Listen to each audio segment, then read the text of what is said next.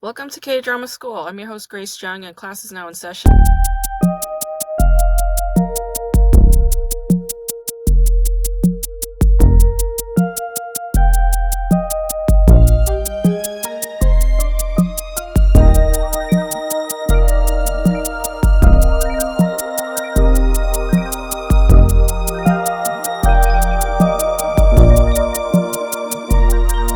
I'm going to start out by reading a fan letter that I got.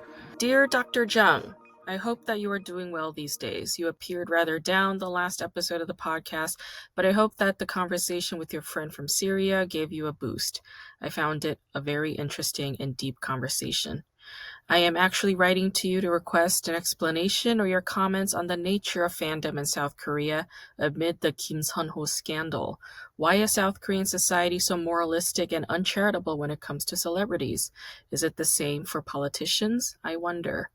I watched and enjoyed Seaside Cha-Cha-Cha, more my type of K-drama than Squid Game, which I will not watch because it is kind of dark, although I actively read all the critiques and comments in order to understand why it has been such a hit. Even here in Ghana, I saw a comment about it on Twitter.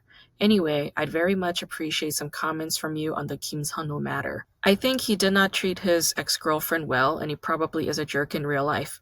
But, question mark, question mark. I enjoy your podcast. If there is a good study on fandom in South Korea, please recommend it on the show. I wish you well. Hugs from your biggest Ajumma fan, Mansa Pra. Thank you, Mansa, for your lovely email. And thank you for being so thoughtful. Yes, I do feel better. My conversation with Misho Shakur was definitely helpful. I think all these conversations that I have with my guests help me immensely. So thank you for your kind words. And thank you for bringing up the Kim Sun-ho scandal.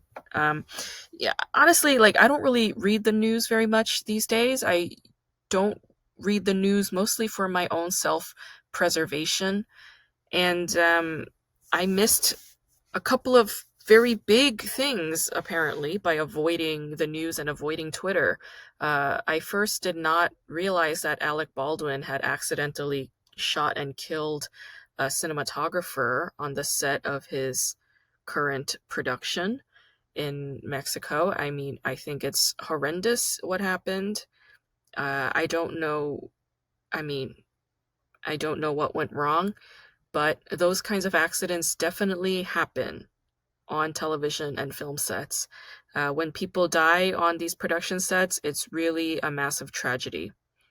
And I don't know. I guess I just send my best wishes to the cinematographer's family, and I also send um, my thoughts to Alec Baldwin and his family. I mean, of course, Alec Baldwin did not set out to kill this person. Of course, this was a freak and terrible accident.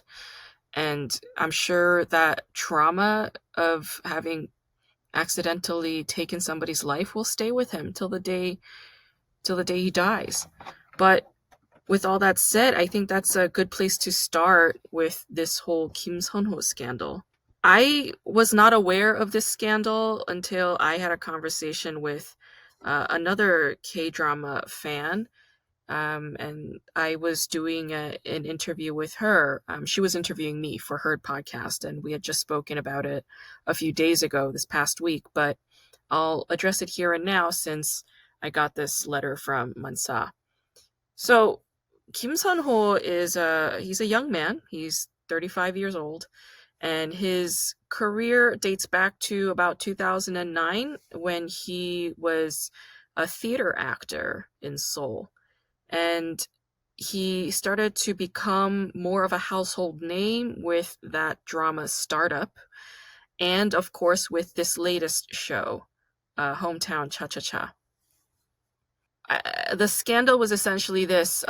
Kim Sun-ho's ex-girlfriend went online on a public forum and posted a long sort of expose on her relationship with Kim Sun-ho, and she maintained his anonymity to an extent by saying this is actor Kim, but people somehow pieced it together and said it's Kim Sun-ho. So I suppose this woman included enough context clues in there so that netizens can eventually piece these things together. The bulk of the letter, which I have not read, I just kind of picked up bits and pieces from the things that people have told me and from the news articles that I read. But the bulk of it was that Kim Sun-ho mistreated this young woman when they were in a relationship together, and that this young woman became pregnant with his child at one point, and that Kim Sun-ho pressured her to get an abortion, and that when she did get an abortion, he eventually he changed. His attitude towards her changed. His affections, I suppose, had withered, and they subsequently broke up. Here's the thing. My position on this whole thing is that this is not my business. What this woman went through is sad. And whenever anybody is in a relationship and there are tensions and there are conflicts, it is painful to everybody involved. And yeah, I mean, if I were to look back and see my ex-boyfriends or my ex-partners flourishing in their lives, I mean, would I feel resentful and bitter? Let me tell you the truth. I am a victim of numerous moments of sexual trauma in my life. And trigger warning to all of you if you have not been privy to my podcast. I talk about trauma a lot. So I've been victim to sexual trauma multiple times in my life since my youth. Okay. Most of the people, yeah, almost every single person that I've dated in my life who caused in part some of that sexual trauma, all of them are doing very well in their lives from on the surface. I mean, they're doctors. The majority, I dated a lot of medical school people. A lot of them are doctors, and one is a filmmaker, and he's well known. And you know, if I wanted to, I could have gone on Twitter and exposed them via Me Too. I could have done that. There were even people that I was not in a intimate relationship with who caused assault, like who caused sexual trauma and hurt and assault in my life. There are people who I've worked for and worked with who have done this as well, and they are people with prestigious status and positions. I could have done that, but I chose not to, and the reason for that is because that's my business. And I don't think going online and exposing their names and faces and their careers will help me to recuperate from that trauma, not in the least. That does not mean that talking about it is incorrect. I mean, I do talk about it. I'm talking about it right now. And I've talked about it in my other episodes when I talked about like ex-partners who behaved inappropriately with me. But I think there's a difference between exposing their identity, especially when they are A-list celebrities, and being discreet about it and making the story my own personal story rather than make a story about them to take down them. I mean, what is the intent? Is there malicious intent? Or is the intention to find catharsis and healing by processing and talking about it, right? And that's where the whole Me Too movement sort of had this nebulous structure. There were these two sides to it. On the one hand, you have the rage, which is very valid rage, because rage comes from pain. Rage comes from agony and suffering. So that's where anger comes from. Of course, that catharsis has to be there. The release has to be there. But then there was this whole other side where there was this malicious intent to take down people from the top ranks. Now, to some extent, that was necessary. People like Harvey Weinstein should not have been in power, okay? The fact that so many people turned a blind eye to his sexual assault of these numerous women is, that's incomprehensible. Same goes for people like Bill Cosby, okay?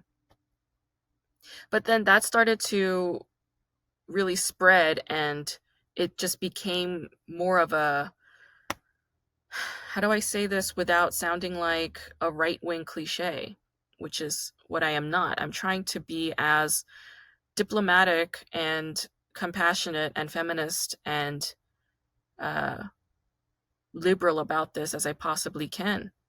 It became more about taking down people and taking away their jobs and their livelihoods. That's what it became about. And I mentioned this in my podcast over and over and over again, but I keep bringing back what Loretta Ross said. She said, as a liberal, as a progressive, have you taken the time to ask yourself, what is it that you're fighting for?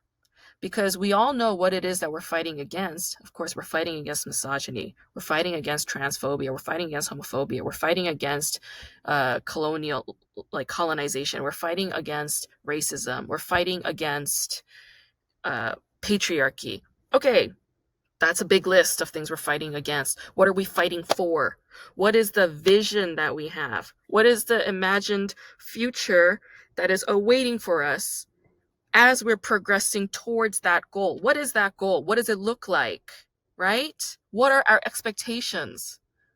And for me, my expectation is for everybody to have human rights recognized. I think part of human rights is the ability to work and live a life of happiness. All right. And the thing is, every single person on earth who has lived a few years has made some mistakes that they regret. I know I have. I know I definitely have. And I have to confront myself all the time and time again forgive myself. Every single day, moment by moment. Okay? All of us live with that. This little thing, the little voice in our head that's always putting us down and screaming at us and yelling at us. Part of the reason why that voice gets loud is because we have not encountered self-forgiveness, because we don't know how to do it. The only way that you could forgive somebody who has harmed you is when you can forgive yourself for the things that you've done to yourself and to others. And there's no easy answer to that. I mean, I guess I could share my answers to that because I had to confront it, you know. I did a one full day of meditation and a lot of crying and a lot of self-reflection where I confronted my past demons, and I sat down with myself and I had to really forgive myself, forgive the young person in me, and forgive my past self of the times that I let myself down. You know, I realized that I was blaming myself for a lot of the bad things that happened to me. And that includes some of that sexual trauma. That includes a lot of physical abuse. Um, I'm technically an unemployed professor. I'm technically an unemployed teacher and philosopher, right? But I I have taught students. There have been numerous times when I let my students down. Many, many students. And part of the reason why it's so hard for me to say that I like teaching is because I've had so many bad teachers in my life. I went to nursery school in South Korea, in Busan, in the early 90s. And back then, they used to hit us. The teachers used to beat us, right? So I was like 4 or 5 years old, and the teachers would brutally beat the shit out of us. This went on a number of occasions. This was normalized back then. I also suffered child abuse from my own parents, you know. Corporal punishment was a regular thing in my household.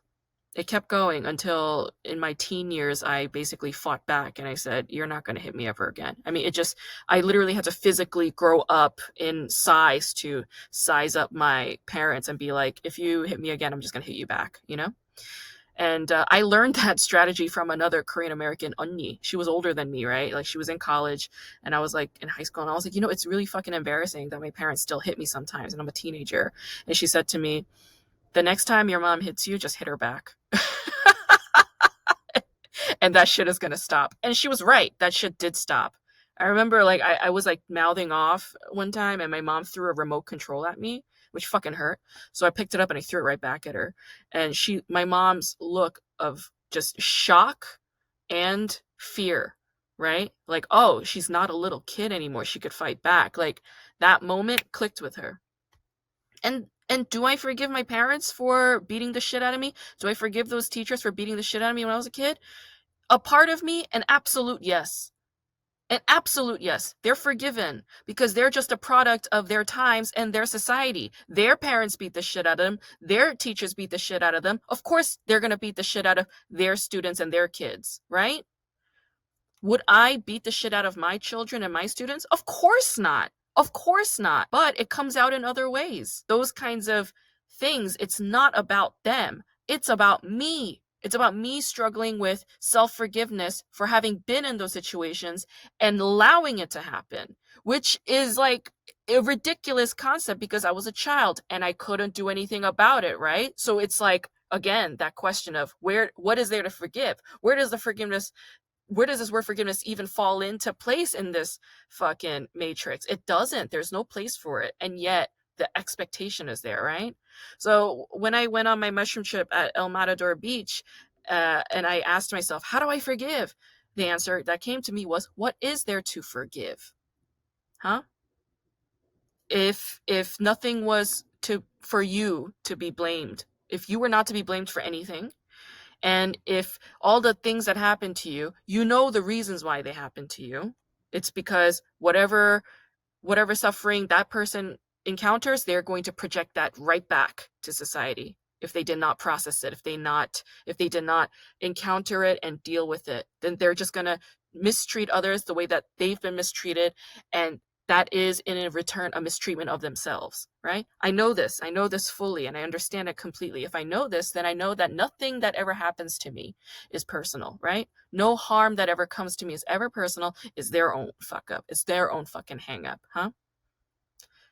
I've had ex-boyfriends who were unbelievably horrendous to me. I mean, if I detailed them, you would all be shocked. You would be shocked that a person of my of my being, like how fucking loud and confident and, know it all I can be, right? And how I'm a comedian and how I'm a writer and I'm a creator and artist and all that. You would be shocked to know the things that I put up with in my past, in my youth. And yet I did. I did because that's who I was back then. It's not who I am now. I am more empowered now. I have more knowledge now. I have more wisdom now. I know how to take care of myself better. And each day that goes by, as I'm taking care of myself more and more, as I carefully select who I let into my life and who I set boundaries with, right?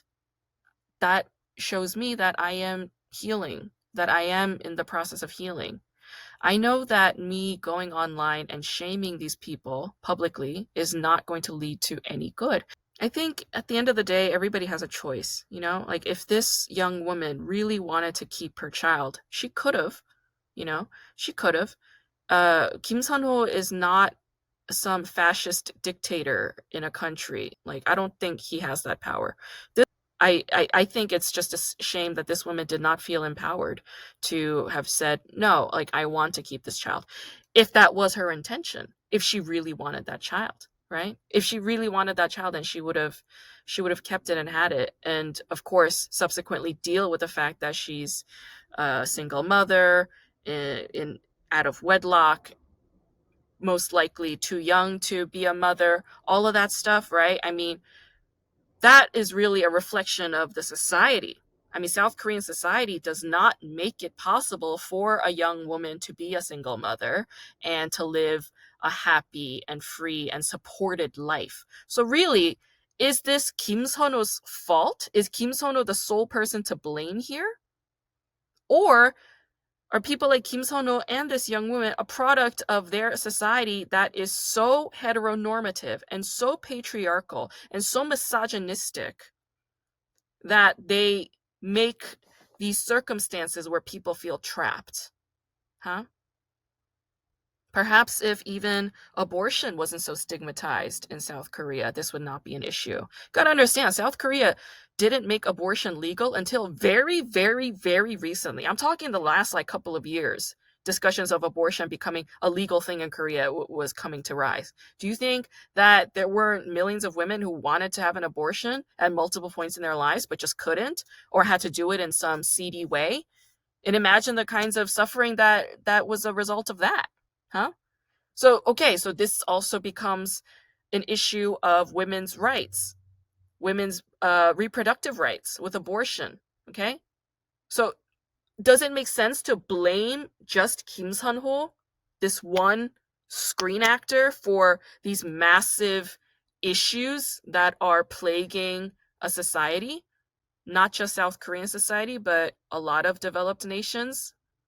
Also, there were a lot of I just heard this or I saw this. There were a lot of cases where the netizens were directly and pointedly attacking the young woman who posted this. Okay, if you point a finger, you're gonna have a bunch of fingers pointing back at you. That's just the way things work, right?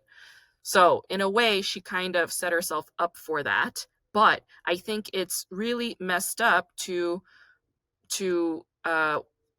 stalk this woman and send her death threats and accuse her of all these heinous things. Like, she's a person, okay? She's a person who obviously has trauma, okay? She's traumatized by this relationship, which was probably a not a very fulfilling relationship. She's probably traumatized by the fact that she stayed in a relationship that was not fulfilling and that was hurtful to her. She's probably traumatized by the whole abortion thing, okay? So what does that say? Does that say, am I saying she's to blame? No, I think Korean society for not having a proper mental health support system to aid women, many, many, many young women who suffer abusive relationships with misogynistic and patriarchal boyfriends. I think that is to blame. Okay? So this is a structural and systemic issue of society as a greater whole, right? And the fact that South Korean society stigmatizes mental health.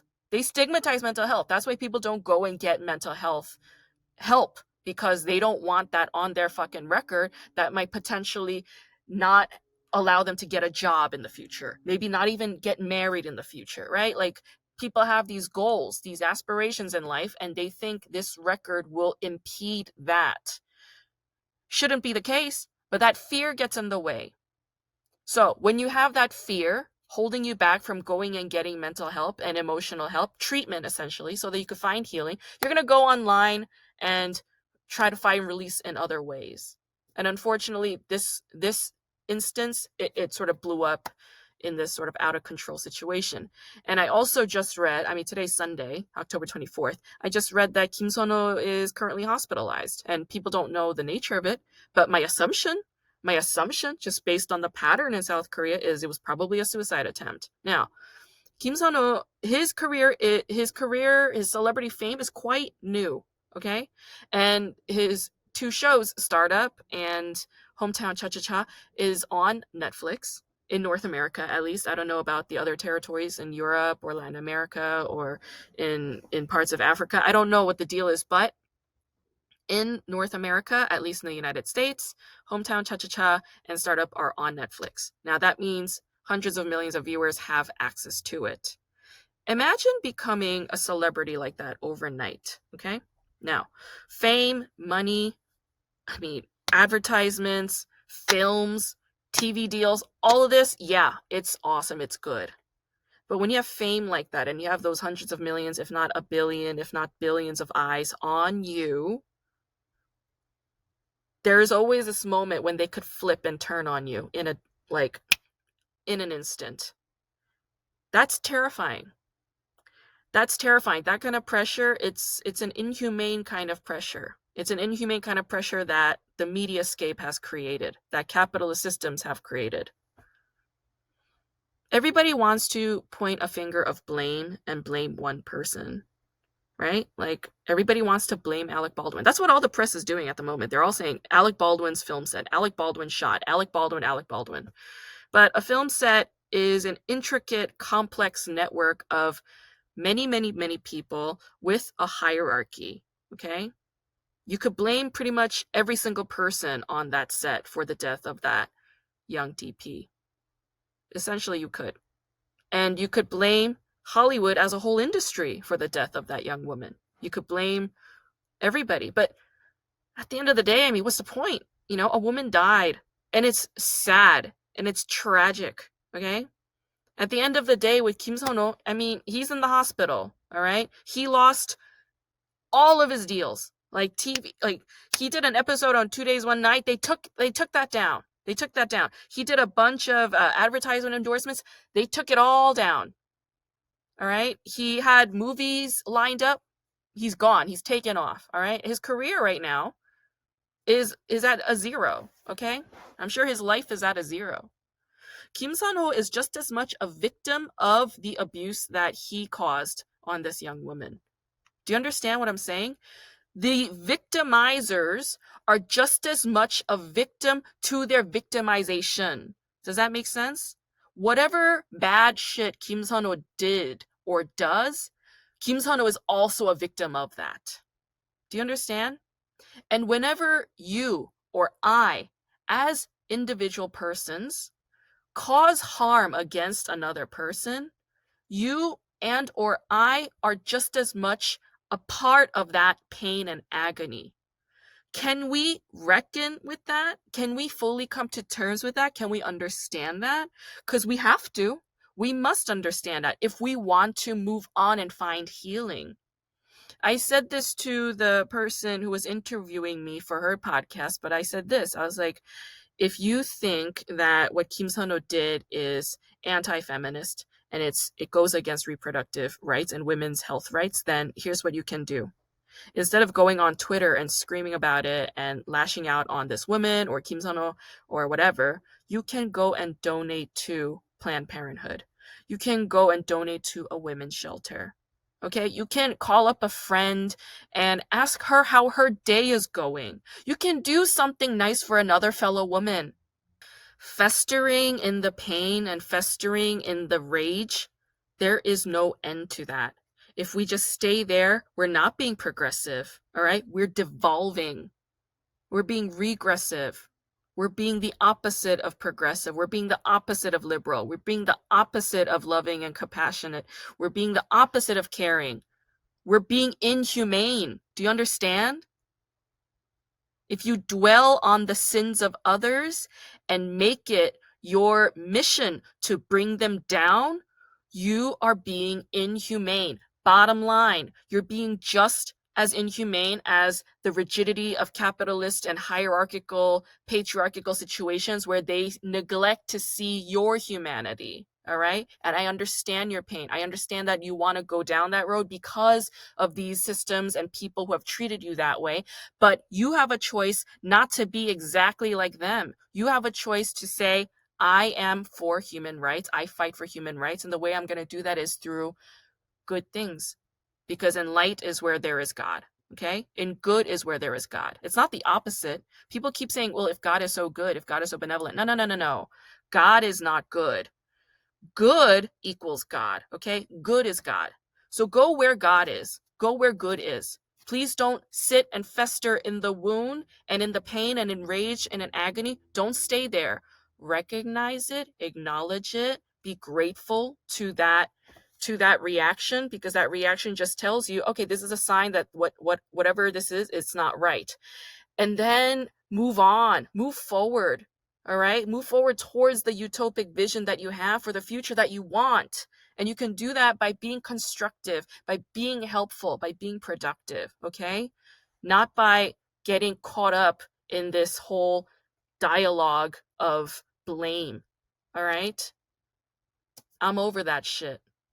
Maybe we could find some healing by just analyzing this show, Hometown Cha-Cha-Cha, right? So Hometown Cha-Cha-Cha, or Genmaul Cha-Cha-Cha, it's based on a book written by Shin Ha-eun. It was directed by Yu Jae-won, and it stars Shin Mina. Shin Mina is, a huge Hallyu actress, right? And I thought she was remarkable on this show. Really, I thought she was fantastic. And of course, you have Kim Seon-ho as well. And basically, it's about a young woman who is, She's smart, she's a successful dentist, but she has some disagreements with her boss and she quits. And what does Yoon Hye-jin do? What does Dr. Hye-jin do after she quits? She goes online. She gets drunk, first of all, and then she goes online and then she vents about how lousy her boss is and how immoral and unethical she is, blah, blah, blah, blah, blah. And subsequently, the next morning, she regrets this, and her former boss, says to her, if you don't come and, beg for forgiveness, I'm going to make sure you never work in this town again. And Shimina sticks to her guns and just doesn't work in Seoul ever again. So she is basically forced to move to this bumfuck town, this seaside village, right? Called Gongjin, and she settles there because there's a huge elderly community there, but there are no dentists. And as we all know, as people get older, they have a lot of dental problems. So she becomes this very necessary person with a very necessary career and function in this town, right? But she has a hard time adjusting. Why? She's a city girl. She lived in Seoul her whole life. She's into bougie shit. She has high tastes. She has a lot of demands. She's very much an indoor girl, right? And seeing how these people in this small village, they lack boundaries, right? They are into everybody's business. They have their own way of doing things, and it's just there's constant conflict. But what is it about? What is this about? It's about seeing each other for who and what they are, recognizing one another's intentions, okay? And offering one another grace, right? That's what they do, right? I mean, Yoon Hye-jin, when she goes on the loudspeaker accidentally and talks mad shit about everybody in the village and everybody in the village hears her, I mean, that was a really awkward moment. It's like, how do you reconcile with that? How do you fix that, right? And when Yoon Hye-jin, when she's dealing with all these people making social faux pas and errors and, stepping on her toes as a dentist and, making her life a really irritating kind of existence, she goes and she just communicates with them. They have a dialogue. Maybe that's the fucking thing. You just gotta have a dialogue with these people, to be like, hey man, like, when you did that and that, it really hurt me. Maybe that's the other thing. It's like, why don't we go to the very people who caused us pain and tell them how they made us feel? I mean, what is the holdback on that? Is it fear? Is it fear of seeing that person again? Fear of rejection? That they might reject what you say? And fully avoiding that and going online and seeking some kind of affirmation from strangers? Does that help? I don't know. I don't think it does, personally. They're strangers. Everybody has their own trauma. And when they read other people's traumas, all they see is their own trauma rising back up to the surface. That's what's called a trigger. The reason why I think Hometown Cha-Cha-Cha is a good show to really reflect on this whole mess with Kim Sun-ho. Think about the character Hong Du-sik, okay? Hong Du-sik has his own reasons for why he couldn't initially commit to Yoon Hye-jin, right? I mean, they shared a kiss, but he starts acting as if they never had that moment. He's attracted to her, but he keeps repressing his emotions. And she's like, what is your deal? And he basically says to her, well, my parents died when I was young and my grandfather raised me and I really wanted to play soccer that day. So I went and played soccer, but I wasn't home and my grandfather collapsed. He had a heart attack and he died. And I feel like I'm the reason to blame for that. And I feel like everybody in my life is just doomed to die. I feel like I'm the reason why they're dead. Oh boy. This guy was beating himself up because people around him were dying. Think of the guilt, right? I mean, do you think that this guy, Kim Sun-ho, felt completely self-absolved after knowing that he asked his girlfriend to get an abortion and then subsequently dumping her? I mean, do you think that he was able to just be totally at peace with that past? I really doubt it. I really sincerely doubt it. And the chickens have come home to roost. And there are more victims everywhere. That's all I see. And then later you have this moment where Hong Du-sik says he has another sort of shady past, right? Like, when Yoon Hye-jin looked at this photograph that she found on his bookshelf, and she's looking at it, and he goes over and he snatches it away, right? Like, he has this past that he never talks about. Like, why did he leave Seoul? Why didn't he continue to pursue whatever he was pursuing after graduating such a prestigious university like Seoul National? What is your deal? You're a young man. Why are you not, more ambitious? Why are you not fully, expanding your wings? Like, all these questions, and he's just not ready to answer them, right? Oh, when we're not ready to confront our past, when we're not ready to confront our past traumas, it's just not the time. Everything has its own time. Of course, that timing becomes somewhat forced because he meets somebody. Hong Du-sik meets the son of the security guard at the building where Hong Du-sik was a financial advisor to. And that man, the security man, who was lower middle class with a child and a wife, took out a huge loan from the bank to invest in stocks and put his house up for collateral and lost everything. Put up his savings, lost everything, and didn't tell his wife, right? If you look at the scheme of that, would you say Hong Du-sik's character is the sole person to blame for that? I mean, Hong Du-sik told him, like, please don't overdo it. But this man, okay, he's lower middle class, desperate for money, desperate to get out of his straits, desperate to give his son a better life, desperate to give his wife a better life. He does go to the extreme. He does overdo it. And as a result, loses everything, right? And what does Hong Du-sik do? He gives up all of his savings and gives it to the wife of the man who is now hospitalized, who attempted suicide after this, right? So you see that he's sort of done what he could to reconcile or rectify the situation the best he could. And while he was on his way to the hospital, what does he do? His best friend, his Hyung, this older brother figure, dies in a car accident. And what happens? The wife of that man blames him, says, "You bring him back to life. You're the reason why." I mean, is that a fair blame?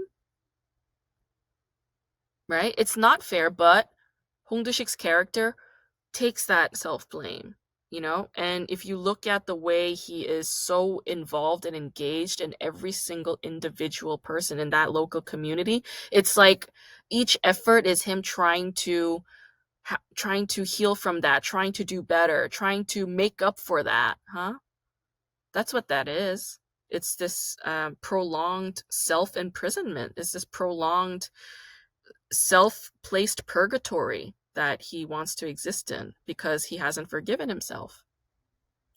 In any case, that's my answer, Mansa, to your question about what I think of this whole thing. And at the end of the day, my opinion is just an opinion, and my opinion doesn't really matter. What I want is for both this young woman who felt victimized by Kim Sun-ho and for Kim Sun-ho, for both of them to find healing. That's what I want. And my other thing is, maybe read gossip less. Yeah. As for audience studies, I don't really have a recommendation when it comes to audience studies in Korean dramas. But I think if you just go on Google Scholar and type in audience studies, Korean dramas, and television, like a few articles will come up. There is an edited anthology on Korean dramas, and there is like 1 or 2 articles in there that addresses audience studies. The book is called The Rise of K-Dramas, and it's edited by Chae-Yoon Park and An-gi Lee. Or is it An-ji Lee? Anyway, those are the editors. So I know that book has a couple of essays in there about audience reception. So if that helps, that would be my recommendation. And you guys, today I'm going to talk to actually an audience, TV studies and audience studies and affect studies scholar. Her name is Leah Steuer. She's a PhD candidate at University of Wisconsin-Madison. And she and I were master's study students at UCLA back in the day when we were just master's degree kids. And Leah is also a fellow New Yorker. And Leah is, I love Leah. I think she is very, very funny. I think she is really good at being a host. Like she's had a lot of house parties and dinner parties at, at her home in LA, and it was always a marvelous time. She's very good at wrangling social events. And she's also, you know, just she has a big heart. Like she loves media, she loves movies and TV. She's a big fangirl at heart, and I I love everything about Leah because the things that she studies and sees are so different from my own purview, and I appreciate her for that. And right after my conversation with Leah Steuer, we're going to have a flashcard series with comedian Ai Yoshihara. It's so we had this like spare room, and she moved in with a dog in this apartment, so this was like her safe room, and now like that's just like what we call it. It's the cat's bedroom, and I guess my office because it gets better internet than where I usually work. Oh wait, so she meaning your girlfriend? Yes. Your girlfriend has a dog. Yeah, she does have a dog.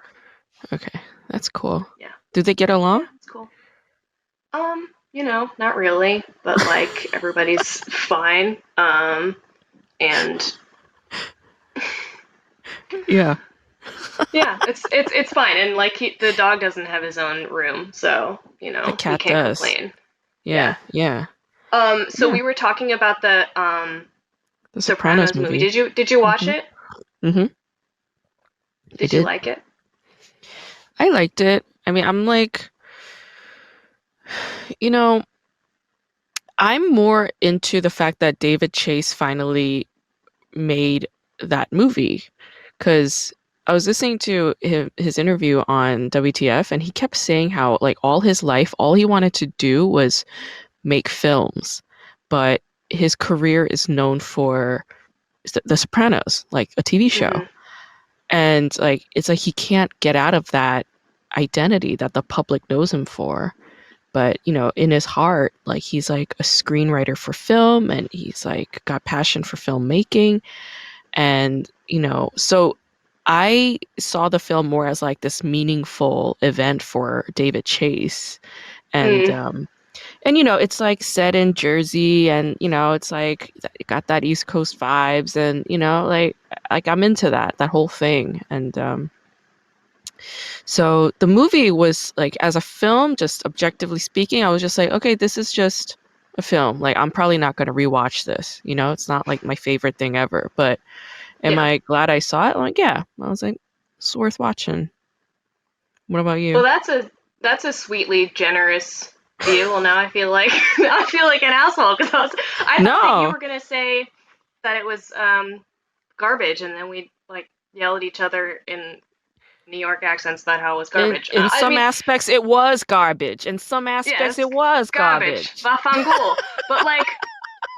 But it's fine. Like, I was just saying that like I one of my favorite things is when TV shows have a movie as a finale. I actually think that's great. I enjoy the Yeah. closure, especially because like as you know, I love all kinds of fanfic. I've read Hmm. Sopranos fanfic. I'm not gonna lie Mm. about it. Yeah. So like Yeah. I feel like this movie was that. It's like David Chase being like, what if I wrote fanfic about what life was like in the Yeah. prequel era, and then Yeah. HBO funded it. But I did think it was a little bit comical because I was reading about how he was so upset that HBO was releasing it on their platform at the same Yep. time they were putting it in theaters, and he's Yep. just like, "Wow, Very, that very angry. ruins Yeah. the integrity of the Yeah. movie." And I was just like, "Yeah, but it's basically a TV movie, so like it makes sense to me that it would be Yeah. out in both ways." And I saw it in theaters because I am a Yeah. Sopranos purist. So Yeah. Yeah. I don't know. So I wanted to see it in theaters like on the Friday that it was coming out.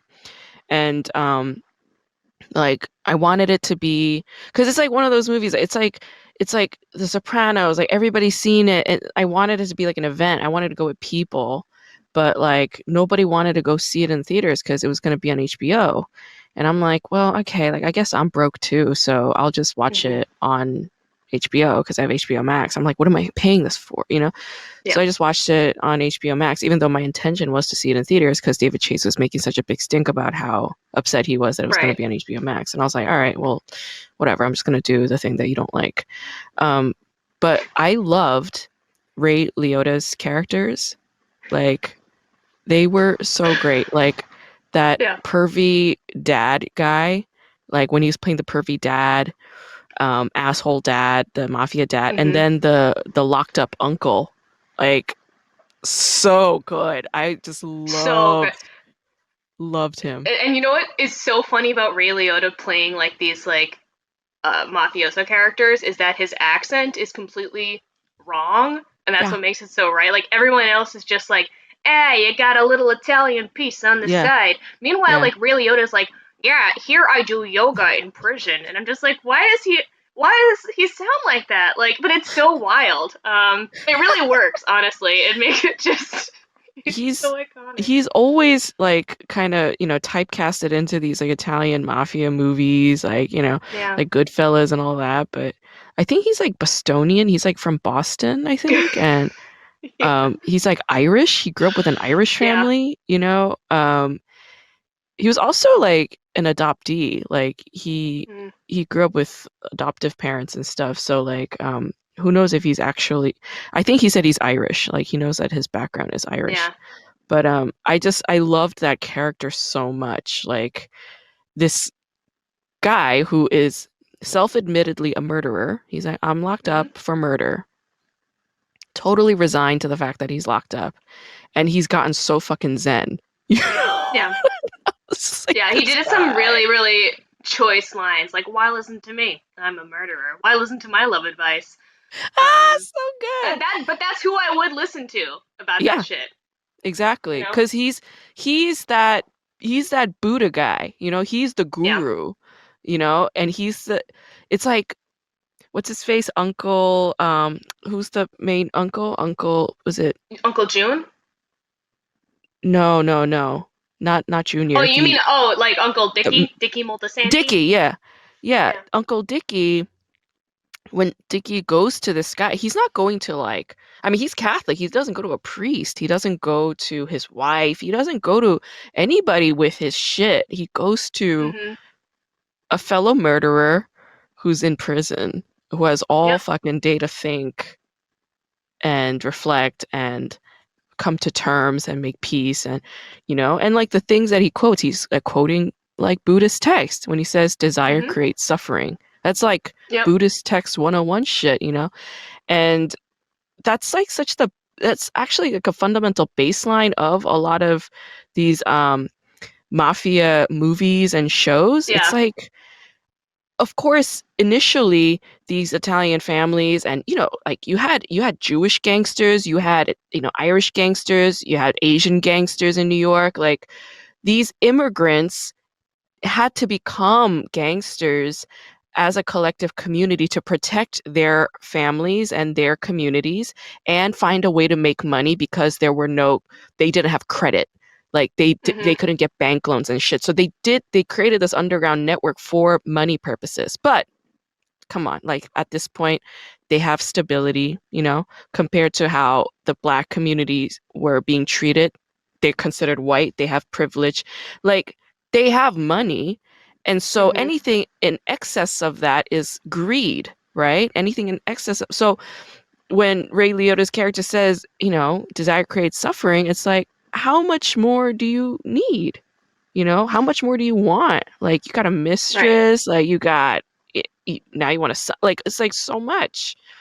So, yeah, I mean, I don't know. Like, I don't think a lot of people understand, especially men, like men who sort of glorify these kinds of characters. I don't think they understand that they're all fundamentally flawed, like Right. even like The Godfather, right? Like Al Pacino's character dies alone, like they don't understand that these guys like just let their ego just overtake them, and ultimately they're fucking criminals. Like they're taking other people's lives away just for their own Yeah. ego purposes.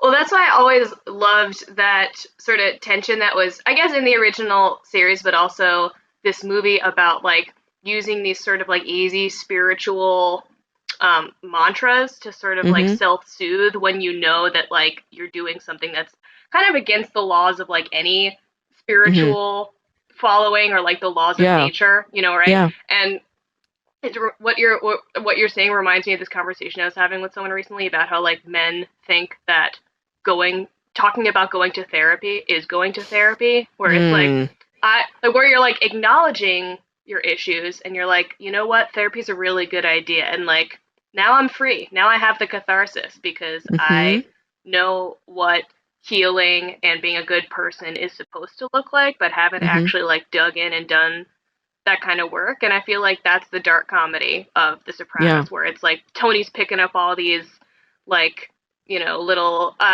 like a great wind carried me across the sky. He's like, now I have spiritual peace because I've learned this little right. mantra that makes me feel better about it. But like, that's, But he's not stopping. He's still yeah, killing. He's still it's like you taking. find a good little, yeah.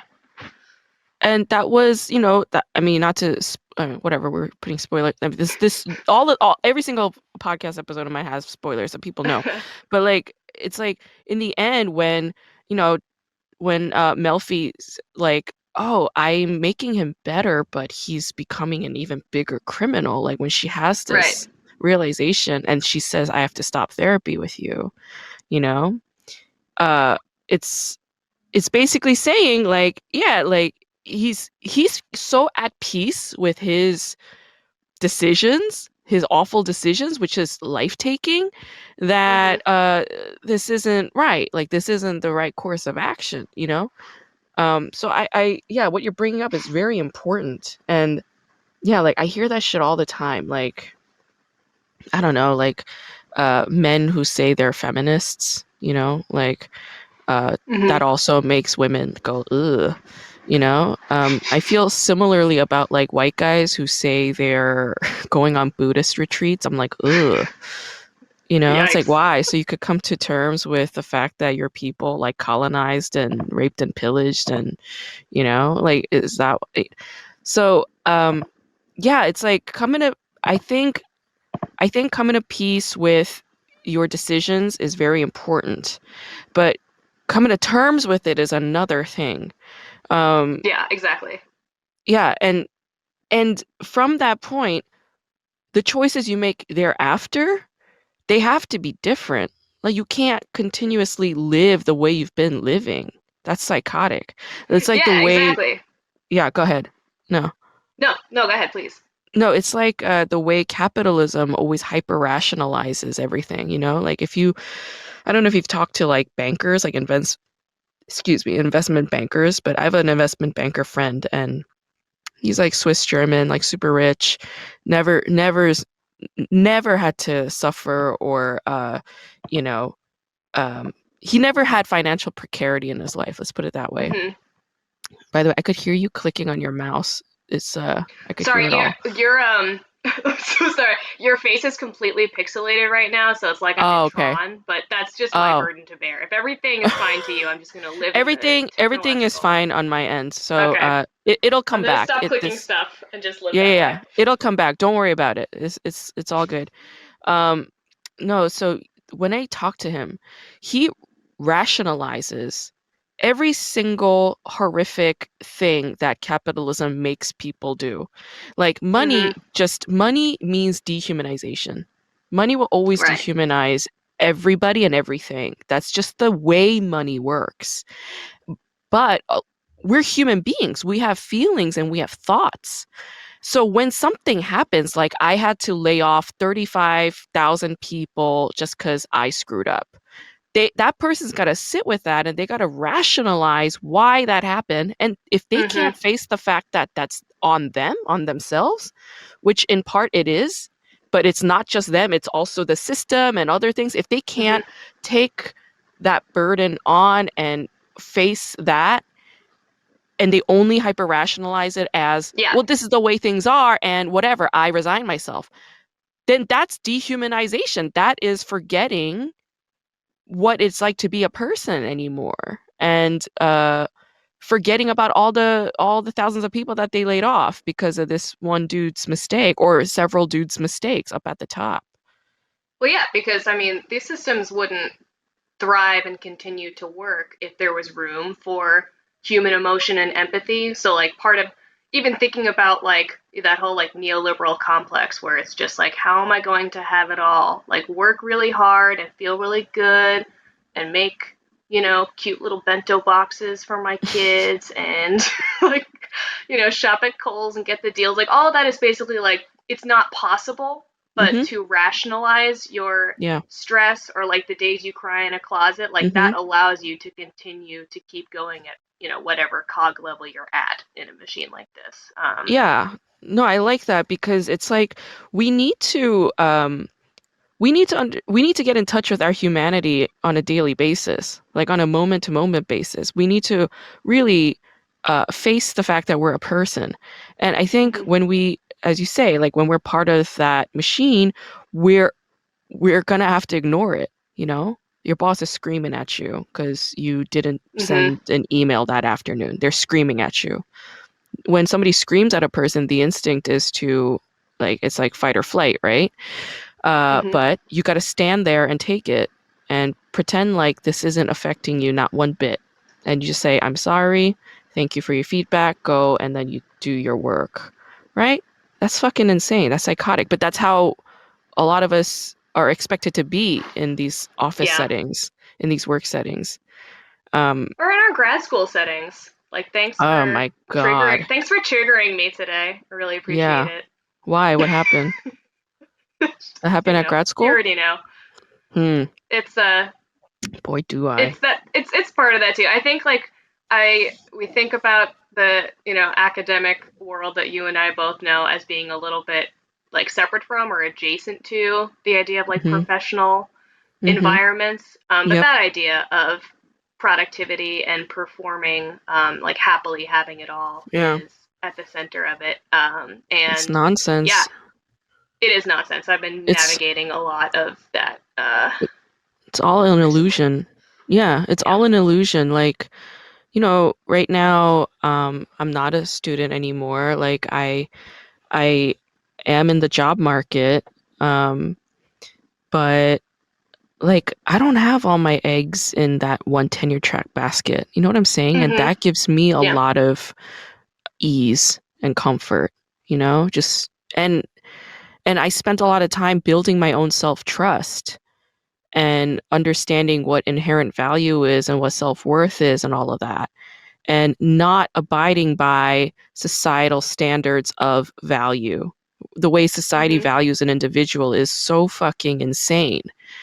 And like, I don't know, I had to do a lot of that work since fall of last year. And I'm glad I did all of that because if I hadn't done it, like, I'd be a nervous fucking wreck right now. UCLA offered me some kind of bullshit position, and I'm like, I'm not doing this for this much Yeah. money at your institution where I feel I have PTSD from. Like, no, I'm done with y'all. I'm done with y'all.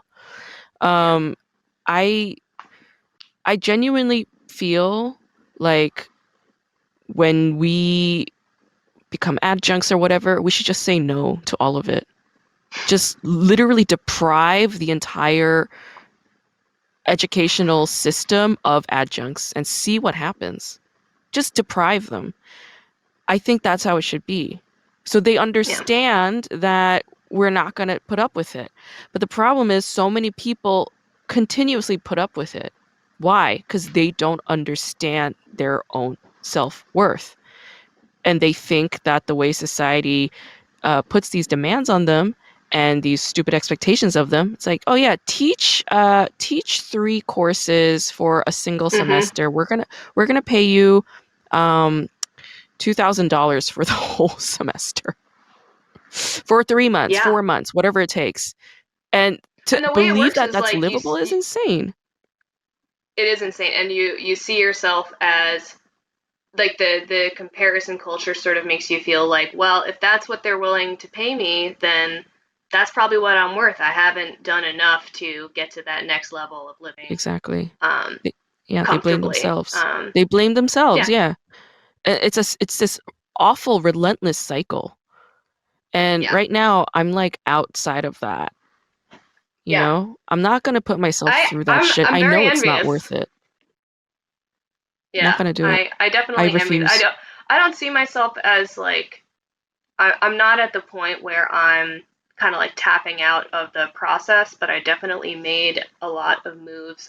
Again, like the same time frame you're talking about, like since fall of last year, to prioritize different things. Like I went to like mental health treatment and took like a Mm-hmm. real step back from Mm-hmm. like the overproduction and the overperforming too, like being Oh yeah. the like that the person in this social culture of Mm-hmm. academia. And like the Mm-hmm. reality is that like it may extend that timeline or make me feel like less of a I'm not okay. First of all, prodigy, I can't even use it anymore because I'm like old AF now. Like no one can, I can never use the word again. Like it's just like I'm like a prodigy for an old person in their 30s. But I'm like it's that idea of like I'm not like beating the timeline. I'm not like being amazing. I'm not getting the best thing out there. But like I think part of actually coming to Madison and like removing myself from that UCLA culture and LA and stuff like that, like Oh yeah. it really forced me to be like, life is slower. Are you Mm-hmm. actually enjoying each day of your life in this Mm. program? And you're not. And now, are things objectively better? Yes. Like, did I get, help and support and figure Mm-hmm. out what I want out of my life Mm-hmm. and my job? Yes. Does that make it easier to do this grad school journey? No, because now I'm out of Mm. the fucking matrix and I still have Mm. to, reckon with the bureaucracy in this job market and like Mm-hmm. performing. And so I don't think a lot of people in this academic world like are out of the matrix. Like Mm. you're just suffering every day Mm. and you're hoping that one day, you know, you'll suddenly be making lots of money and be successful and all this will be a blip behind you, but it's not Right. worth it. Yeah, it's like if you equate money with happiness, then yeah, desire creates suffering. Like, okay, so you're saying you're done with grad school? No, I'm saying that I had Are you intended to like go on the job market and like do okay? everything in like the fast to normal time frame, Okay. right? All right. And then when stuff went sideways, right, Yeah. and I had to prioritize different stuff, like it may take an extra year. Like it may take longer to finish this dis and like get all this Mm. stuff together. And then Yeah. like even if people around you are like, "Oh, it's fine. It happens." the Yeah. academia creates a monologue in yourself where it's just like, you It does. loser, like why are you Yeah. taking so long on this dumb thing? It's not just um academia though, Leah. It's also yourself. mm-hmm. It's the Yeah, parental authority figures. for It's sure. whatever authority figures you put inside, that exists inside of you that also creates that. But yeah, academia And is a that big stuff part is of it. bullshit. That It's all stuff is bullshit. bullshit. It's all bullshit. It makes no sense. It is just Mm-mm. like creating it's creating suffering for your even if you remove like those demons, you're like, I no longer am slave to this suffering because Yeah. I've done this therapy or like figured things out. Sometimes Uh-huh. it's still there. It's like a vestigial limb. Oh You're just yeah. like, I'm still making myself suffer for some reason. For It's hard some for people to reason, break out of that. I think it's because again, like we're product of our societies. And even like, I know you're Jewish, but like America is a very Christian capitalist What do kind of you mean by that? society. I know you're Jewish. What do I you know mean you're by a that? Jew. You're this Jew. So, uh, it's like this it's a very Christian mentality as well. Like, Mhm. suffering leads to greater reward. Mhm. That's why it coincides with capitalism so well. That's why like America figured it out like that. And now South Korea, being its sub empire, has also figured it out like that. Uh, Mhm. the the belief that that life is by default suffering is not at all something I agree with. Right. The belief that a person is born a sinner is also Mhm. something I just don't agree with. I Yeah. don't agree. My philosophy now, and it turns out my philosophy's always been this. I just didn't know it because The Big Lebowski is my favorite movie. Is Mhm. just don't try so hard. Yeah. Life is ease. Life should be ease. Life was meant for ease. So what Mhm. does that mean? Okay, if I want to prioritize happiness and joy, I can attain that anytime I want. It's Yeah. just a frame of mind. I don't need to have a bunch of money in my savings account or my checking account and go and buy that pink lounge chaise for me to feel happy. I just don't Right. need to do that. The way that our society is teaching all of us and breeding and training all of us to think that way in conditional terms, right? That's insanity. Yeah. With that said, I mean, like, if you look at just spirituality in general, you find this in all of it. You find this in Islam, you find this in Christianity, you find this in Judaism, you find this in Buddhism, you know? Like, love is non-conditional, right? Mhm. And joy joy and light, they do equal God, right? So if you look for those things and if you say this is priority rather than say I need to do this in order to get there, by just removing that platform, Mhm. the desire part, you could just get that very easily. And if you maintain that, then all the other things I think they will just come naturally with ease, you know? Yeah. But I agree. I think most people just probably don't truly know what would bring them joy. I think like that's it it. takes a long time to, if ever, to figure Yeah. out like what makes you especially because like Yeah. especially like so as you know, I'm very invested in like studying emotion, and it's like Yeah. it's amazing how the feeling of joy or happiness can be Mhm. artificially constructed, and you're Yeah. not actually feeling it in your body, but you can trick No. yourself into Yeah. living in that state, right? And that's what The most people are doing. disconnect. Yeah, there's a constant, persistent disconnect between mind and body, between Hmm. mind, body, and spirit, a constant disconnect. But the more we try to connect those things, the more we come into alignment and the easier things will become, you know? We can diminish our fears about everything, you know? We Hmm. can go to things that attract us and that want us and avoid things that don't want us. Think about how many people try to like shove themselves into situations or groups or people that just don't belong, Hmm. you know? Like, and Yeah, think exactly. about that. It happens all the time. Why does it happen? Out of fear, you know? It's like if I don't go there, I'm not worth something. I'm not somebody. But what you said earlier is very important because it's like, yeah, knowing how to find it, knowing what it is. So, knowing what it is that, knowing who you are and knowing what you want in order to make the most meaning out of this life, that is the start. And to get there, yeah, it takes a lot of work. But that is the start. You got to get there, you know? Yeah. And I wish that like, as arts and humanities like professionals like I wish when we go in to teach, I wish we could teach that more rather than saying, Hmm. look at all the systems that are oppressing you and has a stranglehold on you. Look at this shit. We got to fight that shit. And like I'm really into like Loretta Ross's teaching lately where she says, did you ever stop and ask what you're fighting for? Hmm. What a great way to fucking reframe that shit. I'm like, I don't want to be unhappy.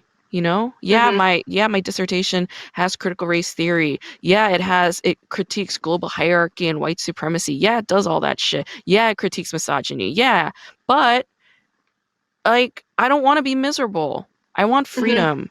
I want freedom for myself Yeah. and I want freedom for the people who read the book, right? Yeah. Yeah, totally. I agree. Yeah. Especially with like scholarship that deals with these systems that create human pain based on Mhm. whatever it be, like identity, or economic disparity and things like that. Like I think that's part of too what's so draining about Yeah.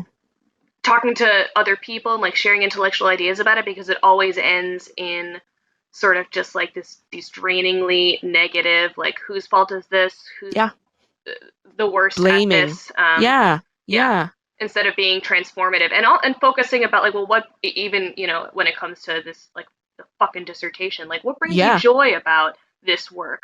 What do you Right. hope that this work does to propel people forward or make them feel good about Yeah. engaging with these, not feel good about the issues, but feel good about Yeah. engaging with them, and like there's hope Yeah.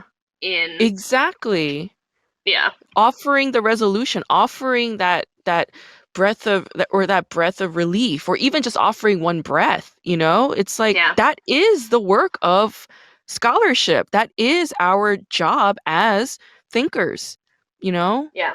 Um, like I think those questions are so important, like those questions you just laid out, like, why am I writing this? For what purpose? What is the Mhm. purpose for me personally? And then what is the greater purpose for the people who will be reading this and citing this? You know, those are such important questions. And I struggled with them a lot at the start of my dissertation, but by the end, like they were clear to me. And of course, after Mhm. I'm done with the dissertation, I reanalyze it and I'm like, have I answered all of it? Because I'm in a different frame Mhm. of mind now. So it's a Right. whole different journey for the book, right? Yeah. Um, I don't know, like, I don't know how much you miss California. Do you miss California? I do. Yeah, I miss it in sort of that like nostalgic, like I see it in a shimmery way in my mind's eye. I don't know that Mm, there's anything for me right now going back there, but I miss the memories. I'll say that. right. Yeah, yeah. But, I mean, the landscape of California is really something else. And I bought this book recently. It's written by Simeon Wade. He's like, he's a PhD, but Mhm. he just never made it like tenured, full kind of that kind of looming professor kind of thing because he was gay and he was like openly gay in like the 70s and shit, and Mhm. everybody was just like discriminating against him and he just couldn't get a job. Mhm. So in the 70s and 80s and 90s, I mean, imagine, right? But he uh was how do you say, he hosted an LSD event for Foucault in his house. Shut up. That took sounds. took Foucault to Death Valley and gave him an like administered or whatever, just gave him his LSD trip. Like it was a trip sitter to Foucault. Yeah. Yeah. If anyone And ever needed LSD, it was Foucault.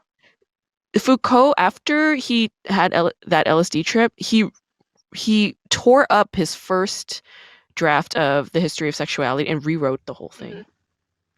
And when I was on LSD, I was thinking a lot about Foucault and Mhm. how he's seeing.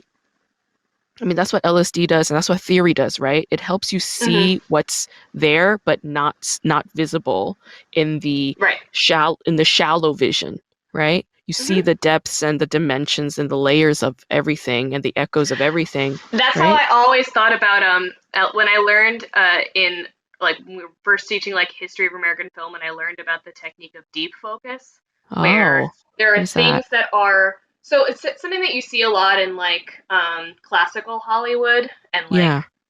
film noir, where the foreground is in focus, right? Often you'll see like the foreground's in focus, but the background's blurry, right? That's Uh-huh. just Uh-huh. normal, Yeah. or it might be the other way around. Deep Yeah. focus is this technique where both the foreground and the background, the camera is sort of positioned in a way so that everything is like in sharp focus. So Whoa. like Citizen Kane has a lot of it, so it gives like Uh, these environments this really almost like surreal like look for the audience where you can see and feel everything in there, so no detail is like irrelevant in the scene, ah. right? Like each Mm, each person is in the foreground. And I thought about that a lot when I think about drugs, yeah. specifically psychedelic drugs, and how it puts Psychedelics. everything in deep focus. It's like now I can see the structure as well as the objects that are I love contained that. within it. Like it's just I like love that. It makes me think of like cubism, like yeah. because cubist painting was essentially that. They were like, how come like paintings always have like the centerpiece and then like everything is just backdrop and whatever. Cubism Mhm. just like disrupts all of that, and it's like every single plane is equal, right? Yeah. And yeah, like, and a lot of those modernist painters and writers, they were tripping on psychedelics, Mhm. like I just keep coming back to this awakening over and over again. I'm like, all the things that I read and saw and watched, they have different meaning now. Like I see the other uh the other phrases, the other stories, the other narratives now Right. that I didn't see before. Um, but yeah, like fucking this dude gave Foucault this experience and then was forgotten. And he had this memoir that he had written like in, plastic bags and shit.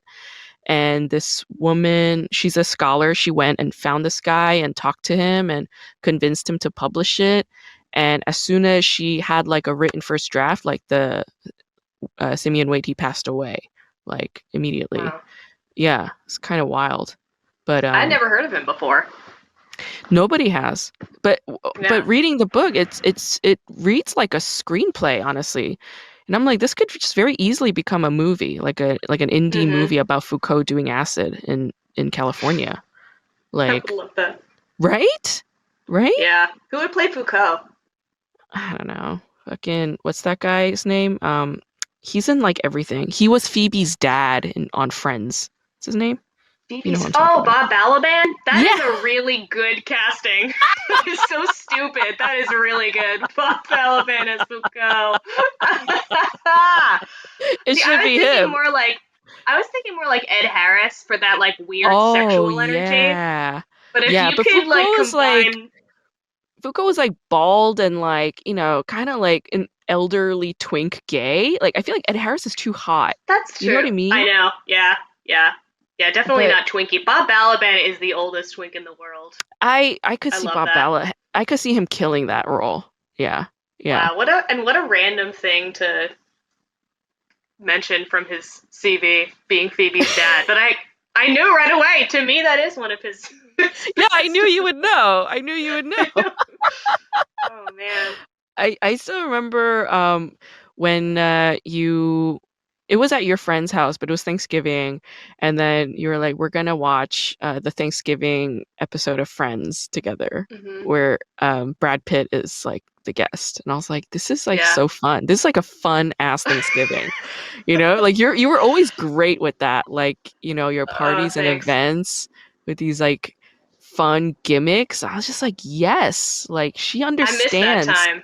Yeah, you're good at entertaining. You're good at that. Thank you. I Yeah, appreciate that. yeah, Yeah, I really missed that. I remember that one Thanksgiving. Maybe this is the same one, but it was like no one was around except for you and my friend yeah, Tanya, and we had like a yeah, three-person Thanksgiving where I was the yeah. only mutual friend of two people, and it was It good. was great. It I was loved fine. it. Yeah, I yeah, loved it. I had a blast. yeah, Um, but I wanted to ask you about audience studies a little bit. Um, yeah. and like, I don't know, like what at this moment, I mean, you're doing, I mean, isn't audience studies like your thing right now? Like, isn't that what you're doing? Or Mhm. has it changed? Yeah. Okay. I want to just ask you about like, um, how do you treat the audience? Like, for instance, I'm working on this. I have it. I have a draft of it. I interviewed three Korean Americans, three queer Korean Americans, and their reception of Korean dramas where there are like queer subtexts or Mhm. supporting characters in it, and um, what their reception was like of that. And when I'm reading the interviews, or rather watching the video recordings of these interviews, I'm kind of treating that as another text, you know? Mhm. How do you sort of like figure out, like, I don't know how to frame this. Like, how do you figure out how to, uh, how do you decide what to choose from the things that they're saying, you know? Because, like, I don't want it to be like journalistic and like take sound Mhm. bites and blah, blah, blah. Like, where do you find the balance with that? Like, I mean, I don't know if you've ever struggled with this at all. Yeah. Definitely. I mean, it's hard too because I struggled a lot with. I did a bunch of interviews for my dis concurrently with this other project that I was working on with my advisor that Mhm. was audience studies based. It was like we were interviewing people about their experiences with streaming TV platforms. Hmm. And also, I mean, for me, I was asking more questions about like their emotional attachments Yeah. um, with shows and whatnot, which seems like it's kind of like at the heart of what you're doing too. And so it's Yeah. hard because like when you do interview based audience work, it Yeah. all boils down to these transcripts, right? And A, producing the Yeah. transcripts is like the most fucking Oof. psychologically backbreaking. It's just the worst Yeah. labor that It's the exists worst. with doing audience studies, but also it kind of like it does a disservice to that kind of work because when it comes down to the words, right, their word choice and their syntax, it erases so Oh much of the yeah. interaction that you had with them, right? And if you're Mm-hmm. not the one picking out the quotes and stuff, it's useless because someone who wasn't there conducting the interview may not remember that interesting moment that someone had where the words look super irrelevant or average, like they're not saying anything new, somebody else already said this, but you know as the interviewer that in that moment their Right. body language was super animated or Yeah. they're grabbing something from their environment to sort of like Yes. illustrate this to you. So like Yes. that was definitely tough. And when I first proposed my diss and I had my defense, I was talking about like, oh, I'm trying to find this new methodology for interviewing audiences Ah. that is Yeah. about it's about affect, where I'm recording not only like what they're saying, but I would like the part of the data to be like, well, what's going on with their body language? What are they showing me in Right. terms of like which nook of their house is the most comforting and allows them to get the most out of these texts and Right. why and shit like that, Right. right? Yeah. Um, so I find that like it's challenging because choosing the right we have to go beyond like choosing the right quote, right? Like it's Yeah. not just about like do I create a good data collection system where I can search the word queer and get Right. little sound bites where they all talked Uh-huh. about queerness, Uh-huh. right? Like so I think like I don't know that there's an answer to that yet. The only answer I feel like the only answer goes back to like neoliberal like you need to do everything in your work because that's the only way to do it is to enjoy it all and do it all, which is like if you conducted the interview and you did it on video or you were in their house, like you should be the only person to extract that data because it all comes down to um, like what happened in the space of that Hmm. conversation that was important. It's not like did they give me a good quote that I'm going to use, Right. but like um, were they animated discussing this particular thing? Like, And you when did insert I those feel the details most? in? Yeah, I think so. Because, like, when Yeah. did I feel the most connected as an interviewee Yeah. discussing this series with this person? It's Yeah. because we shared this we shared like a little smile at that point, right? So it Yeah. indicated that this thing created a parasocial relationship between us. Like, Yeah. that stuff's important. It And is. just gets lost in, All the quoting, time. I think. All the Yeah. time. I love that. I love that. I love that you're doing that. And I like that you're charting your own kind of method in this kind of thing, in this sort of meta affective research that you're conducting, it seems. Because you're right. Like there's so many things that go unsaid, but you feel it because of their stance or their look Mm-hmm. or you know or pauses before certain things, like it creates drama. It's like you're kind of trying to recapture. You're becoming a novelist essentially, right? Well, Or yeah, like it's novelistic or journalistic. Like you said, like it sounds like journalism. Like, what the fuck is wrong with that? Like, journalists know how to create drama and tell a yeah, story. What you know how like you're reading these yeah, profiles of people, and they're like, so she sat at the table and she like stirred her like low-fat chai latte yeah. and Well, like the New York looked at Times me does a over the lot of rim of that. her. They do, and like when you read them, it's they're creating like colors and you can tell that they're sort of like constructing the emotion of the moment in ways that's like context outside of the quote, but we don't do that in academia, right? Like, and I They're feel like that. storytellers, and we're not supposed to be storytellers. Like that kind of Yes, distinction. Yeah, but for me it's like when you're doing audience studies you must be a storyteller and you have to like discuss the interpersonal nature of getting yeah, this data because yeah, it it is about so like audiences share feeling and like you're yeah. sharing like why else do we study audiences is because like probably because you know what it is to be a part of one, so Exactly, like exactly. And you know who's very good at that? The people that I think are very good at that are anthropologists. mm, They're so mm-hmm. like when I was reading anthropology texts written by like Rachel Myung-ju or like Purnima Mankakar, when I was reading their books, I was like, they are so free. They're literally Mhm. like jotting down every last detail of the whole thing, and it's part of their analysis. It's Yeah. not just the things that they say, it's the whole thing. And that whole thing does impact everything. I mean, the meaning shifts when you take that whole into consideration. And Totally. I was just like, okay, then I'll just do it like that. I'll just do it like they do. When I read anthropologists' works and I saw the way they were doing it, I felt greater freedom compared to, I don't know, some of the other texts that I had looked at. And it was more interesting and fun and engaging to read their works, the anthropologists' Mhm. works, honestly, because they Yeah. wrote a compelling story. Like it was, Mhm. I read them with ease and pleasure. I was a part of this writing group with Minju Lee. She's her Mhm. advisor was Purnima Mankakar, and she's in gender and sexuality studies. But because Purnima is an anthropologist, like Minju's work was very anthropological, and I Mhm. had a fucking blast reading her dissertation in our writing group. I was Mm. just like, I can't wait for next week. I want to read her 5 pages next week so badly because Yeah. it was such a thrill to read because she was being a storyteller. So I love Yeah. that you're doing that kind of work in your with your dissertation. That's amazing. Yeah, thanks. I mean, I feel like with your work too, it gives me sort of the same feeling because when you can feel like a fire through someone's work in academia, like that it's so valuable to me. It's just Mm, like when there's a passion that's actually driving the research, I feel like that's always been your deal as well. yeah, Like I think yeah. about like I'm always I talked to a lot of people randomly about like Johnny Une recently. I don't know Mhm. why, but Johnny like Yoon, yeah.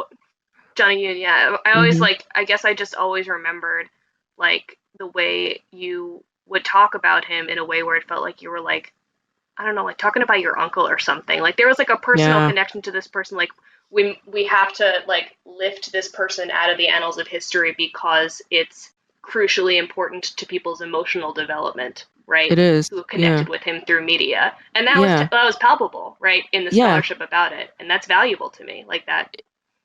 Yeah, that's true. Well, thank you. Yeah, I enjoyed writing that article so much because yeah, he did like, you know, I found his stuff because my mom mentioned it one time. She's like, "Oh, she's like, right." Mhm. She's like, as soon as I was a newlywed and I was at home, I was doing all these domestic things. I was watching a lot of TV, and I remember watching Johnny Yoon on television. Mhm. And do you know about this guy? I was like, no. She's like, yeah, he was like in America and he used to be on like the Tonight Show and stuff. I was like, what? Like I'd never heard of this guy. So I started Mhm. researching him, and there was this Korean guy, you know, on Tonight Show with Carson, Mhm. and he had a bunch of pilots at NBC. And I was like, what? How come nobody knows this guy? And I would grab Yeah. any fucking Korean American around me. I'm like, do you know about Johnny Yoon? And they're like, no, who's that? And I was like, oh my God, everybody keeps saying Margaret Cho is the first Korean American to get, or the first Asian American to get a sitcom. No, Mhm. no. And even before Johnny Yoon, there was somebody else. You know, it's like whenever somebody says this is the first, right? When scholars say the first ever to blah, blah, blah, or journalists say the Mhm. first ever to blah, blah, blah, that's got to Yeah. be questioned because it's like, Right. honestly, we don't know all of history, you know? So to claim Yeah. them to be the first ever, you know, you could reframe it as like the first ever documented herein, or, you Mhm. know, but there is no such thing as the first. There was always somebody Well, you always before. gotta say the first documented because it's like what you're saying tells us, when it comes to who's doing the documenting of like the Yeah. first person to do this. Like who's got an Yeah. interest in exposing, Huh. you know, Johnny Yoon before Yeah. Margaret Cho. Or just say there's no first. There's no fucking number. Mhm. You know, everybody's got to be like number Yeah. one. I was like, no, it's not. That doesn't fucking matter. He's just a guy that was around at this time, and and the Asian American community, which bitches about how there is not enough representation, it's like here you go. Here's another one to add to your Mhm. list and find comfort in it. You know. And Mhm. Johnny Yoon Yeah. was comforting to me, a great, like very comforting to me to know that this guy did it, you know? Yeah. And I discovered him right before I started stand up. I wanted to do stand up so badly, and I just didn't have the guts. And here was this guy whose language English is his second language. He immigrated to the States in his 30s, and he Mhm. was on television telling jokes. I was like, what the fuck, like, what excuse do I have, right? It was that kind of thing. Mm. Yeah, totally. But I'm so happy that you're doing you know you got your research going, and that you have like your own kind of uh how do you say? You have a sense of agency with your methodology. Like, I think that's Mm. powerful, and I think that's dope as hell. I think that's empowering. Thanks. Thank you. Yeah. Yeah. I think so too. I think that like um the productivity part of it is hard because I feel very, very strongly about this methodology and I feel so inspired when I like read the work that I'm Hmm. building into it. And then when I start putting Sorry. together, wow, I'm wow, sorry. I know that was fucking rude. unprofessional. Yeah. That was rude as hell. Quiet But on like, set. no, it's fine. Yeah. Yeah. Yeah, but when I actually start putting things together, yeah, I get that sense of insecurity because I feel like, well, who am I to declare like this is a really important thing to do? Like what am Mhm. I actually contributing that someone else isn't gonna like come up Mhm. with? But I Mhm. mean, when it comes, I think that so many people are having that same thought Mhm. that like it is better just to say the thing and then let somebody like argue with you or like learn Mhm. later. I think it took me a really long time to get to that point. To stop being so Yeah. sort of like self-doubting and precious about this Oh stuff. my Because like God. if I Yeah. think it's important and I can Yeah. like yell in your face about it, then it's something that I Yeah. should be Yeah. doing and writing And about. You know. what you just said is so like, it's so true. And it's like, if somebody wants to argue with me about it later, like, let that come. But even that is like, you created this imaginary enemy who's gonna come and yell Right. at you about it. Like, the defenses are Right. already there. Nobody's gonna come and yell at you about it. Like, they're Right. gonna Yeah. be like, you created a methodology that I needed for my work. Thank you. Imagine that Mhm. some more. You know what I mean? Yeah. Like, the imposter syndrome, the insecurity, the self-doubt, right? Those things are like always there, but there are ways to quiet them down, you know? Yeah. And What's sad is how people find that stuff so comforting. It's like that's your I comforting space to go to just be like, well, I'm a garbage and I'm just gonna no. marinate in that. Like that's sad. It's That's so sad as hell. sad. That is sad as Yeah. hell. And there's no God in that. No, no, no. No, No, there is no God here. there is Yeah. no God there. No. Uh no, like, but that's real. And every single grad student has moments like that, and Mm, that's okay, but it's like there are ways to get out of it. yeah. The only person that it should matter to is yourself. Mhm. If it's meaningful to you, then who fucking gives a shit? Somebody's opinion is just an opinion. It's not a Mhm. fucking axe in your head. It's not. Right. It's just Yeah. their opinion. And there's no need to engage that opinion if it doesn't vibe with you. Like, Maria Bamford said this, and it helped me a lot. I had this very unique opportunity to like have a one-on-one session with Maria Bamford one time. And Oh, awesome. yeah, it was pretty amazing. And I was asking her, I was like, sometimes I feel like a joke like this wouldn't land in certain spaces. And I was like, how do you deal with that? She's like, I bomb at the Laugh Factory. I bomb at the Hollywood Improv. I bomb at the Comedy Store. I bomb at all of these nightclubs. And she was like, and I don't care, because what's funny to me is all that matters. If it makes me Mhm. laugh, that's all I care about. And Yeah. there's no way you're going to please everybody. There's no way. And I was like, Yeah. that, thank you. That's all I needed to hear. And I apply that to life and everything. You know, People come up to me sometimes, they're like, Grace, you're a bitch. I was like, so what? I'm okay with that. Yeah. Yeah. And I know the truth. I know I'm not a bitch. You know what I'm saying? Right. They might take Yeah. it that way, but I know that I'm not trying to be personally a bitch to them. I know that if I come off as that, it's because I'm dealing with something, or I'm protecting myself, or I need to take care of me first. Why? I'm the Mhm. one that's responsible for me. So I say you do you. I think what you're doing is I fucking agree. amazing. Yeah. Thanks. Yeah. I think like I've been thinking a lot about like lowering the stakes of things. I think when people think about somebody arguing with them or bombing like during Yeah. their set or something, it's like, Yeah. wow, the stakes are so high. What's going to happen is that people are going to laugh at me. And I think that kind of saying, okay, like the worst thing that is that the worst thing that could possibly happen, and like how Yeah. bad is that worst thing? And like Uh-huh. in Uh-huh. reality, like none of those worst things are actually the worst thing. They don't matter. But They don't yeah, matter. You're still the man with a standing and capital M. yeah, you're still standing, you're still breathing, you're still gonna go somewhere and Mhm. get a cup of coffee. You still have a Mhm. house, you still have your health, you're still standing. That in and of Yeah, itself and is a you miracle. were still on stage that night where you wanted to be. So that Yeah, it already there you happened. go. So the best thing Can't take happened that away. already. Exactly. Yeah. Yeah, Dave Chappelle said that when he was 15, he bombed and he was like, you know what, this isn't so bad. And after that, his fear went away, you know? Right. And it's like everybody should just understand that. This was amazing, Leah. Thank you so much for making the time. I Yeah. learned a lot from our We didn't conversation even today. we didn't even talk about K dramas at all. That's not the point of these things. People come to listen to us looking for K-drama shit, and it's like not even there. You know what? Like, you're not going to learn anything about K dramas today, but you will learn about self actualization Yeah. and escaping the matrix And The of Sopranos.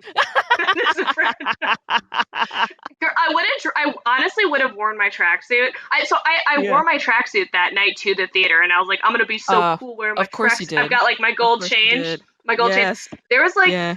no one there, and it was so sad. It's okay. But it's so good. Yeah, It means something to me, man, and I see you. yeah, Yeah. something to us. I'm so glad that you invited me to do this. It was really such a like pleasure. It's always such a So pleasure to see fun. your name in my inbox, and I miss you, Yeah. and I think I about miss you you, too, man. and Yeah. I send you my good heart vibes, my good thoughts. Yeah. You're the I send you best. my love as well. Thank you for making the time. Okay, I'm gonna ask you some flashcard questions. Okay. Based on the show Hometown Cha-Cha-Cha. Okay.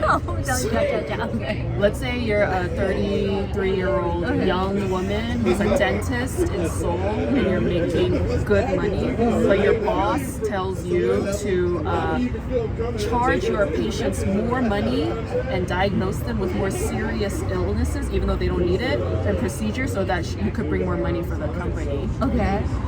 What do you do? I won't do it. You'll say no. I will say no. And that's it. Okay, I might try to get a little bit more money. Yeah, but I might do this thing. So I will team up with the patient. Yeah. With the patient and say, hey, I will, tell you the wrong diagnosis, and you have to pay me more. But I will.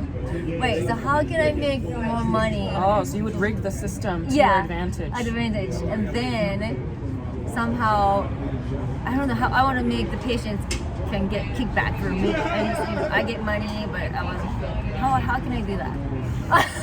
Basically, I want to destroy my boss. Okay.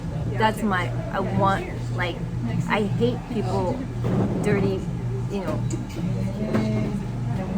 trying to make money off Dirty scam artists. So basically, I want to find a way to destroy my boss. Okay. But also I want to take his money and Sabotage. sabotage him. Yeah. Okay. Yeah. All right, so let's say you quit the job because you were like, you're unethical, so you quit. And that night you got home, you got drunk, and you went online and you wrote all this bad shit about your boss. And the next morning you realize what you've done. You also spent like $2,000 on a pair of shoes that you bought while you were drunk. What do you do? First of all, I will return the $2,000 shoes.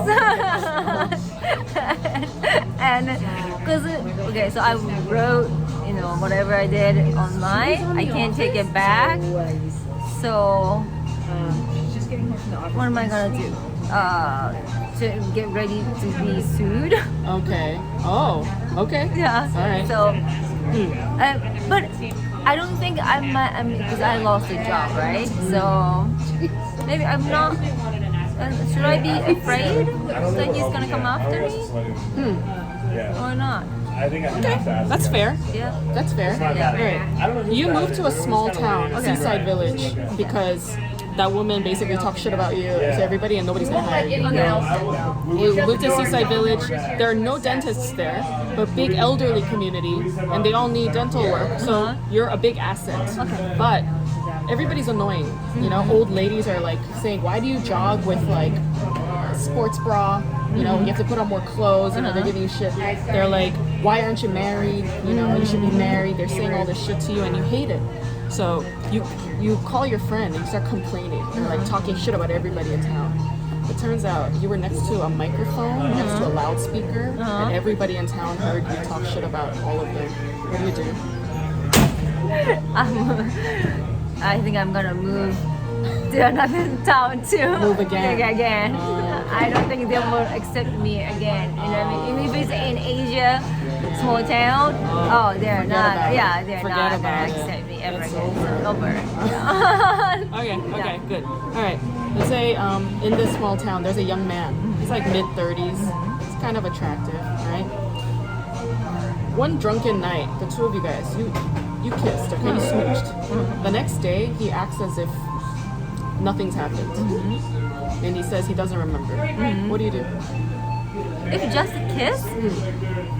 Just a kiss. Just kiss.